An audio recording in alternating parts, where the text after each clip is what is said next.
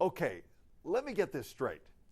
Brian Burke, the man who drafted Ryan Kesler in Vancouver back in 2003, is now the president of the Calgary Flames. This is the same Brian Burke who was fired by the Canucks and then went on to Anaheim to become the general manager of the Ducks. The same Brian Burke who then won a Stanley Cup in Anaheim, but then turned his back on that organization in order to get a better deal with the Toronto Maple Leafs.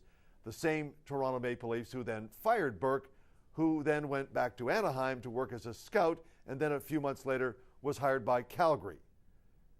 Got it. Now let's get on to Kesler.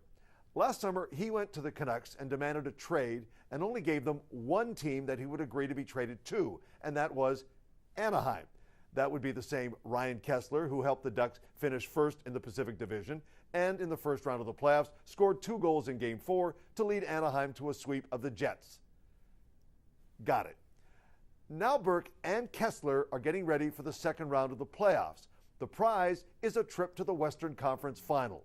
In the meantime, on Wednesday here in Vancouver, the Canucks held a press conference to once again talk about next year. So what's wrong with this picture? Everything. But it leads to a much bigger question. In the second round, which team would you rather see lose? The Calgary Flames or the Anaheim Ducks? Or if you prefer, Burke or Kesler? Think about it. First, there's that image of Burke with all that greased back white hair, sort of a Gordon Gekko meets Santa Claus thing. Then there's Kesler, who says every time he gets booed, he loves it.